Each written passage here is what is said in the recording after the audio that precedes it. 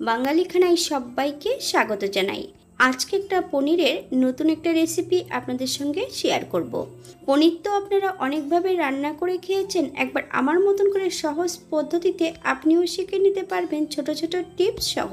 তবে আজকে আমি এত তেল মশলা কম দিয়ে কিভাবে পনির রান্না করলাম, চলুন সেটা একবার দেখে নেওয়া যাক ভিডিওর মাধ্যমে।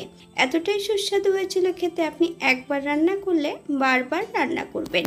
আশা করছি আজকের ভিডিওটি ভালো লাগবে। সকল বন্ধুদের কাছে অনুরোধ করছি সম্পূর্ণ ভিডিওটি দেখার।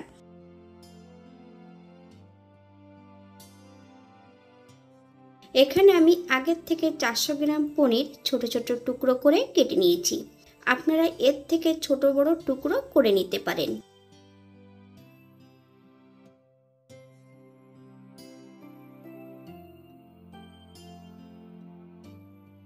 একটা কড়াইতে 1 চামচ বাটার অ্যাড করব। বাটারটা গরম হওয়া পর্যন্ত অপেক্ষা করতে হবে।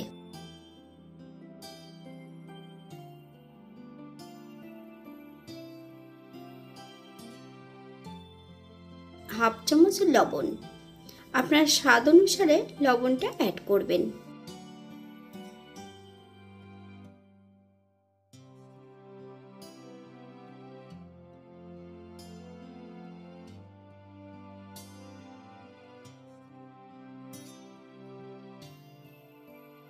এই পর্যায়ে আমি সম্পূর্ণ পনিরগুলো অ্যাড করে দেব, তবে বেশ উল্টিয়ে পাল্টিয়ে ভালো করে ভেজে নিতে হবে।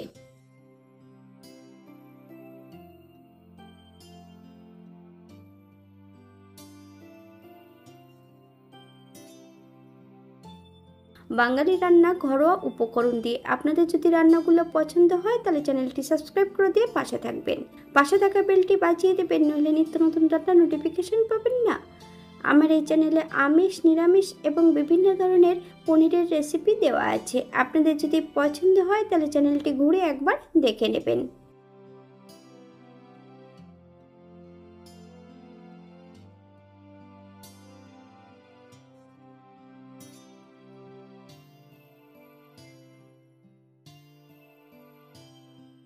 এই পর্যায়ে আমি সম্পূর্ণ পনিরগুলো ভেজে নিয়েছি, তবে আমি দু পিঠই কিন্তু লালচে করে ভেজে নিয়েছি।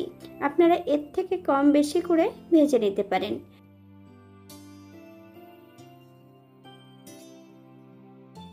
একটা পাত্রে ঈষৎ উষ্ণ বেশ কিছুটা দুধ রেখেছি। আমি দুধে কিন্তু লবণ বা গোলমরিচের গুঁড়োটা আজকে অ্যাড করিনি। দুধের মধ্যে আমি সম্পূর্ণ পনিরগুলো অ্যাড করে দেব। 10 থেকে 15 মিনিটের জন্য পনিরগুলোকে রেস্টে রেখে দিতে হবে।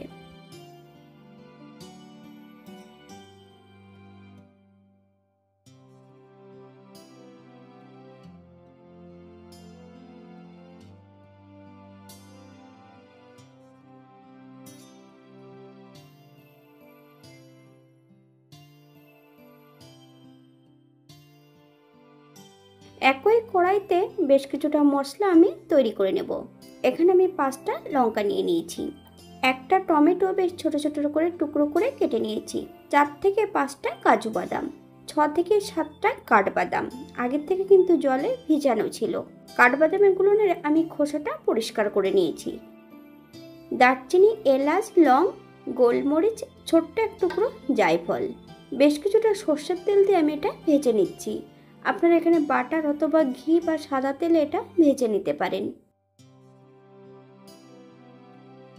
এই পর্যায়ে অ্যাড করব বেশ কিছুটা বাটা মশলা। আদা, জিরে, ধনে একই সঙ্গে বেটে রেখেছি, তাই বড় চামচের আমি এখানে 1 চামচ অ্যাড করব। মশলাগুলো সেদ্ধ হওয়ার জন্য আমি এখানে বেশ কিছুটা জল অ্যাড করব। হাফ চামচ কাশ্মীরি লঙ্কার গুঁড়ো, হাফ চামচ হলুদ গুঁড়ো। মশলাটা বেশ ভালো করে নেড়েচেড়ে মিশিয়ে দিতে হবে। আপনারা একবার স্ক্রিনের দিকে ফলো করবেন।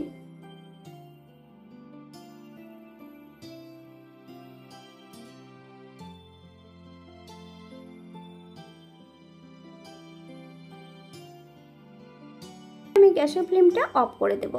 সম্পূর্ণ মশলাটা একটা মিক্সার বোলের মধ্যে অ্যাড করব। বেশ কিছুটা জল ঝরানো টক দই, তবে 50 গ্রামের মতন জল ঝরানো টক দই নিলেই হবে। একটা মিহি পেস্ট বানিয়ে নিতে হবে। আমি এখানে বেশ কিছুটা জল অ্যাড করে নিয়েছি। একটা চালনির সাহায্যে বেশ ভালো করে ছেঁকে নিতে হবে, অথবা আপনারা একটা ছাঁকনি দিয়ে এটা ছেঁকে নিতে পারেন।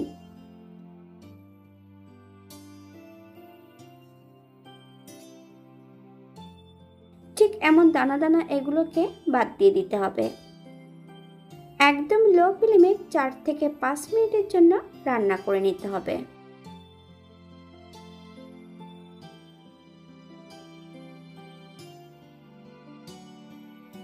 এই পর্যায়ে অ্যাড করব সম্পূর্ণ পনিরগুলো, তবে দুধ সহ আমি পনিরগুলো অ্যাড করে দেব।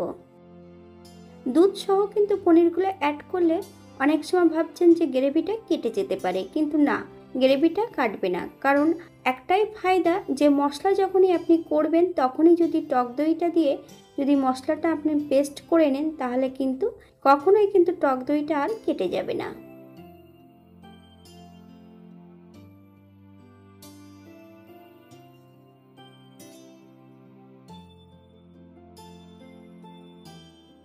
এক চামচ চিনি আপনারা যদি পছন্দ করেন তাহলে পরিমাণে বাড়িয়ে দিতে পারেন।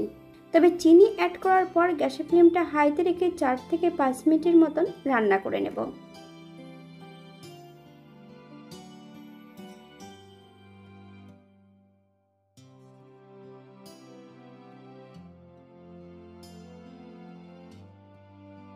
এক চামচ বাটার অ্যাড করব।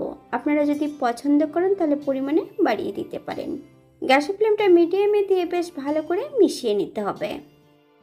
এখানে আমি আগের থেকে বেশ কিছুটা কাচুরি মেথি শুকনো খোলায় ভেজে নিয়েছিলাম, আমি সেখান থেকে বেশ কিছুটা কাচুরি মেথি অ্যাড করে দেব। আপনারা যদি পছন্দ করেন তাহলে পরিমাণে বাড়িয়ে দিতে পারেন। আপনারা যদি ঘি অথবা গরম মশলা গুঁড়ো এই পর্যায়ে পছন্দ করলে অ্যাড করতে পারেন। গ্যাসের ফ্লেমটা অফ করে দিয়ে 5 মিনিটের জন্য স্ট্যান্ডিং টাইম দেব, তারপর সার্ভ করব।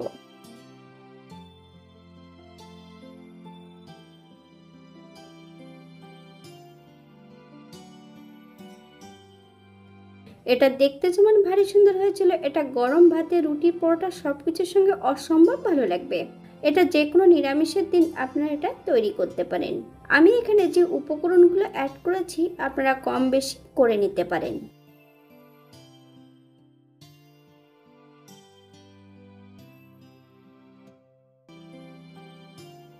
আজকের ভিডিওটি এই পর্যন্ত। সবাই সুস্থ থাকবেন, ভালো থাকবেন। অন্যদিন নতুন রেসিপি নিয়ে আপনাদের সামনে আবার আমি হাজির হব। নতুন ও পুরনো সকল বন্ধুদের অসংখ্য ধন্যবাদ ভিডিওটি দেখার জন্য। হাতে যদি সময় থাকে তাহলে একটা লাইক, কমেন্ট, শেয়ার করবেন।